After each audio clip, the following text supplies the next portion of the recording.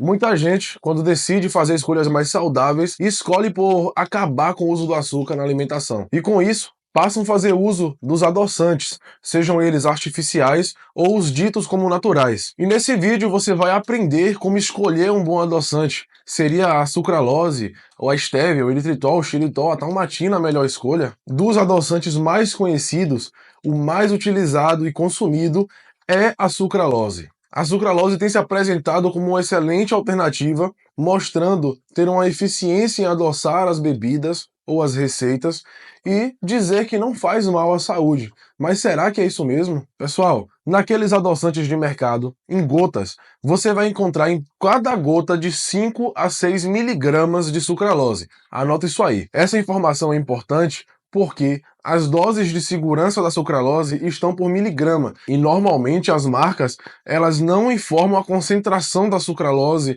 específico daquele produto. Então, a média que nós sabemos e que tiramos é de 5 a 6 miligramas da sucralose por gota. O que acontece é que tem muitos estudos que mostram o impacto intestinal negativo com doses a partir de 1,1 miligrama por quilo de peso, o que significa que uma pessoa de 70 quilos, ao consumir em média 12 gotas, já chegaria nessa dose. O problema desse estudo é que ele foi realizado em ratos, e nós já sabemos que muitos dos efeitos positivos ou negativos que são observados em ratos nos estudos, muitas das vezes isso não se reflete no ser humano. Nós percebemos isso no uso de tribos terrestres, por exemplo, onde nós sabemos que tem os benefícios na vasodilatação, na ereção, por exemplo, porém nós não temos o efeito de aumento de testosterona observado nos ratos. Por isso, alguns dos órgãos reguladores, como a FDA dos Estados Unidos, mostra que a dose segura para a sucralose em seres humanos é de 5 miligramas por quilo de peso, o que é uma dose bem alta.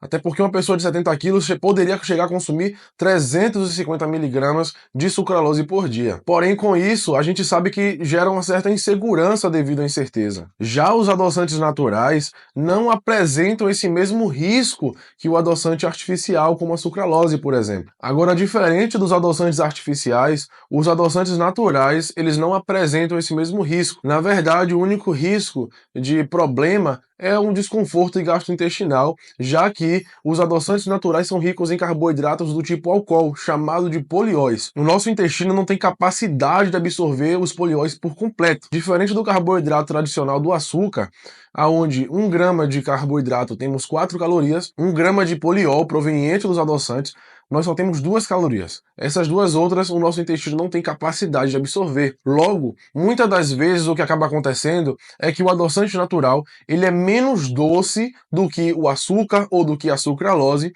então o indivíduo acaba usando na dose dobrada, e com isso gerando desconforto gastrointestinal. Então, além de você acabar consumindo a mesma quantidade de açúcar, teoricamente, já que você está usando o dobro da quantidade que você já tinha costume de usar, você ainda está consumindo um carboidrato que seu intestino não absorve. Então isso pode gerar algum tipo de desconforto, como diarreia, gases, estufamento. São coisas que você pode acabar encontrando ou enfrentando durante o uso de adoçantes naturais. Referente se isso existe algum perigo para a nossa saúde, ainda não é bem definido pela ciência. Ainda estão sendo realizados estudos para realmente ter a certeza de que isso não faz mal. Porém, comparando os adoçantes naturais com a sucralose, os adoçantes naturais parecem mostrar uma segurança, um nível de segurança maior do que a sucralose, por exemplo. Vamos falar agora de sensibilidade à insulina. Muita gente para de usar o açúcar para não se tornar alguém pré-diabético ou até mesmo diabético. E com isso, passa a fazer uso da sucralose, por exemplo. Um estudo realizado em indivíduos obesos, e muitos deles ainda não consumiam a sucralose, ou seja, eram indivíduos que não tinham contato constante com esse adoçante, foi realizado em um curto período, ou seja, esses efeitos que eu vou citar para você agora foram notados em um período curto de tempo. A dose utilizada para fazer o estudo foi entre 150 e 300 miligramas. É uma dose que a gente facilmente consumiria só por, sei lá, tomar uma dose de whey e adoçar um café com 24 gotas, por exemplo. E olha que muita gente usa muito mais do que isso no café. Então não acho que isso é um absurdo. Nesse estudo foi apresentado uma piora na sensibilidade à insulina, de até 20%. E pior, para aqueles indivíduos que não tinham o hábito de consumir a sucralose, o efeito ainda foi mais crítico. Ou seja, se você já está usando açúcar e pretende utilizar a sucralose para melhorar a sensibilidade à insulina, na verdade você pode estar indo pelo caminho contrário e fazendo a sua resistência à insulina ter um quadro de piora. O fato desse estudo ter sido feito de forma a curto prazo, porque isso mostra que em curto prazo a gente tem uma piora, como pode ser um alerta falso, já que foi em curto prazo, nós não temos certeza do que aconteceria a longo prazo. Será que esse quadro voltaria ao normal? Será que melhoraria ao longo do tempo? Será que isso não seria uma resposta de defesa do corpo? São coisas que a gente fica sem certeza. Já com os adoçantes naturais, essa resposta não foi a mesma. A gente não teve uma piora nos níveis de insulina, se manteve estável. Muita gente também substitui o açúcar pela sucralose ou adoçantes artificiais para fazer receitas. Porém, o que tem se mostrado é que esses adoçantes, quando aquecidos a temperatura acima de 120 graus, nós temos a produção de algumas substâncias tóxicas cancerígenas. Eu sei que já existem marcas que trabalham com a tecnologia que permite que a sucralose seja aquecida, mas acaba que a gente nem tem certeza da quanto a gente pode esquentar essa sucralose. As marcas normalmente não informam. Então, mais uma vez, temos uma insegurança gerada pela incerteza. Esse tipo de situação já não acontece com os adoçantes naturais.